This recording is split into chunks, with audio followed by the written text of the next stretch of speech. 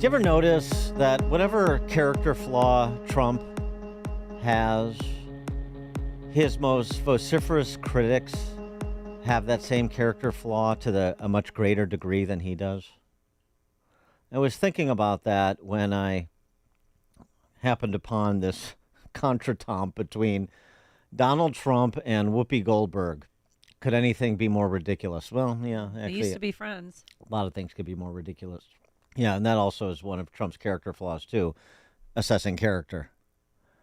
Trump at a rally on Whoopi, and Whoopi responding from her platform with her fellow man-hating shrews on The View.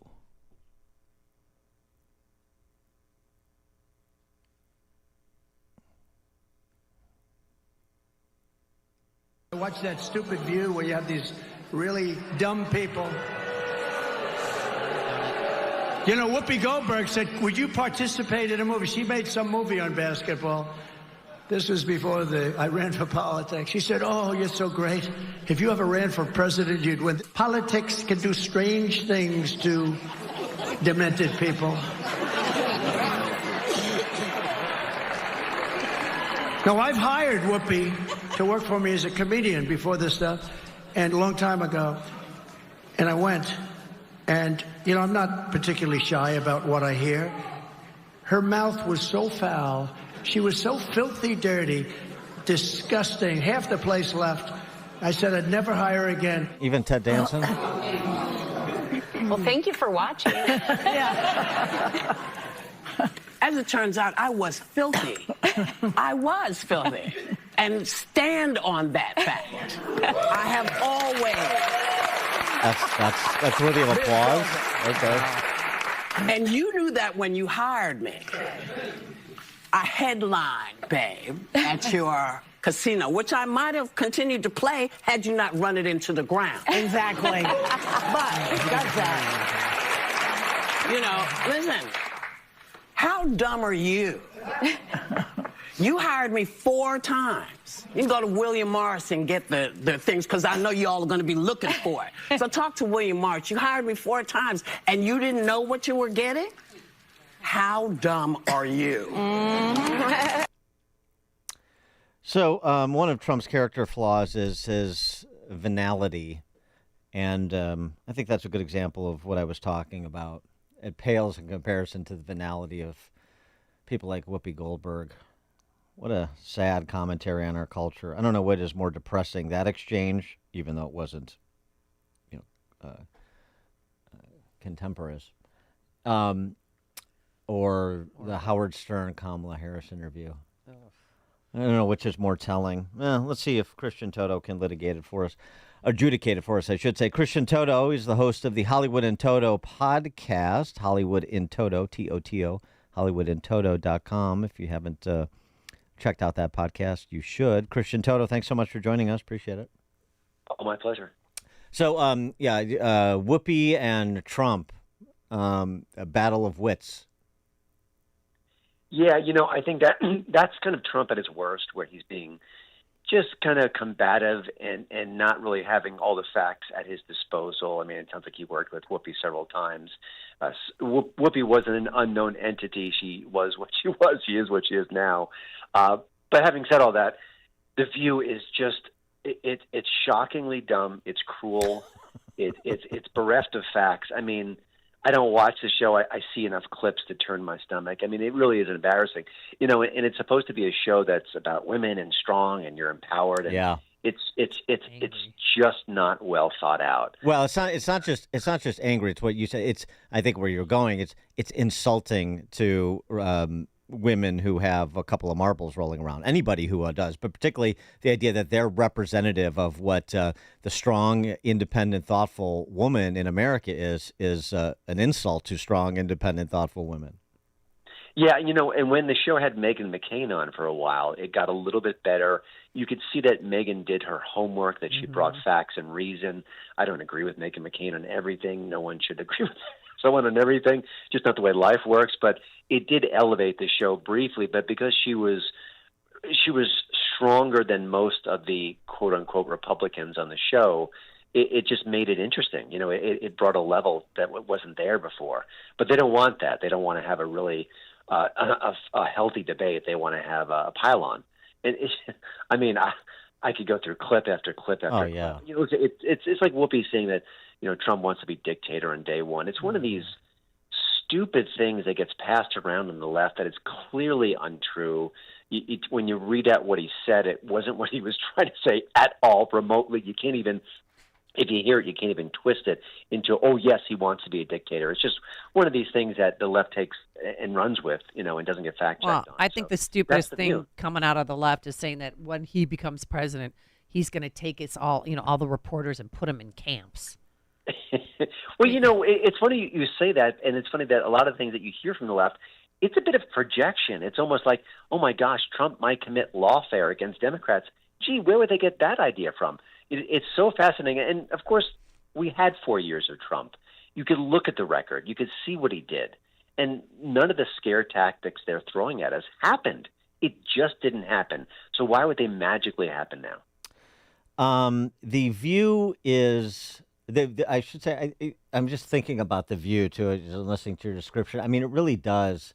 That Sonny Hostin, that Anna Navarro, that Sarah. Speaking of Trump's poor assessment of character, again, that Alyssa Griffin, that was Trump comms person.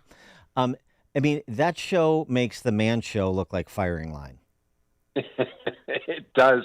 Listen, it sounds like we're being over the top and cruel toward the show.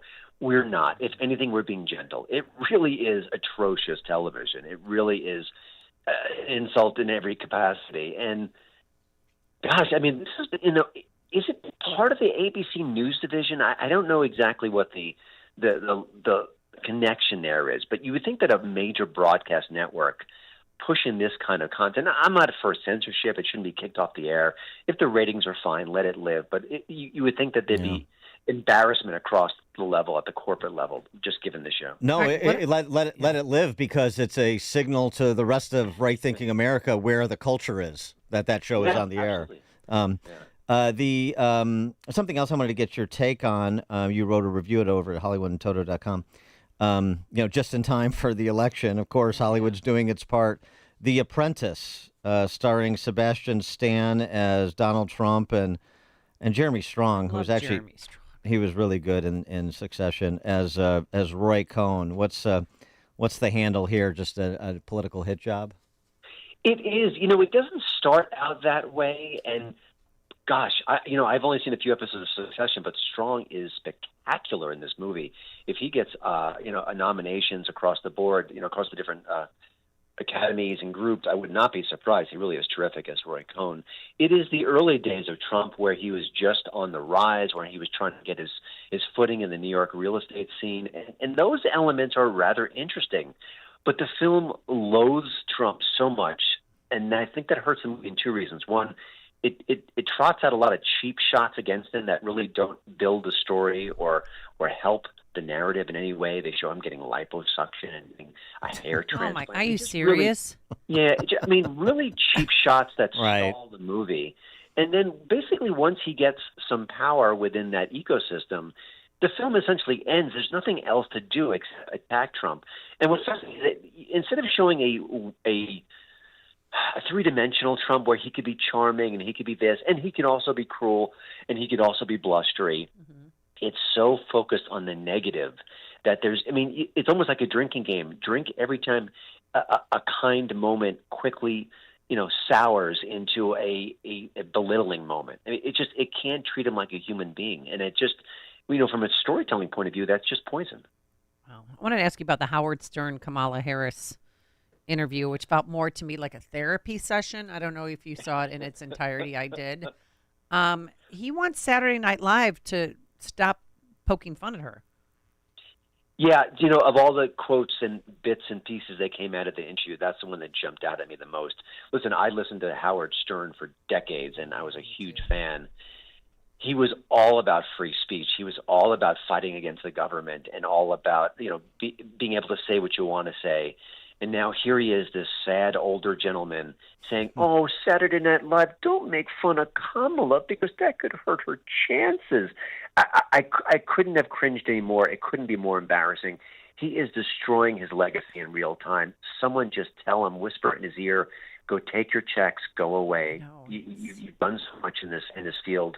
You're embarrassing yourself. You're embarrassing everyone on the show. Don't you have a mirror in your house?" It's just sad. Well, it's a cautionary tale. I mean, just of a Shakespearean sort. I mean, you have to see this in Hollywood all the time. The outside guy, the maverick, becomes the inside guy, gets the money and the associated acceptance that he always desired, and then becomes an establishment shill. It's exactly right. He was in an interview recently, I think with the Smartless podcast, and he said, back when I was younger, I couldn't hang out with the celebrities because then I wouldn't be able to speak about them and be honest and truthful. And he was talking about it like it was a negative. And now, he's vacationing with Jimmy Kimmel. I'm thinking, no, that's when you were great, when you could be honest and raw and brutal and say what we were all thinking. That was the reason why Howard Stern became a superstar.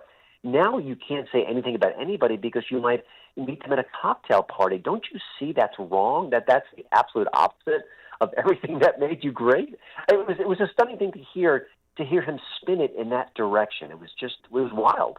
Can you give us the details on that benefit concert that Bruce Springsteen and other artists are organizing for the Hurricane Helene victims?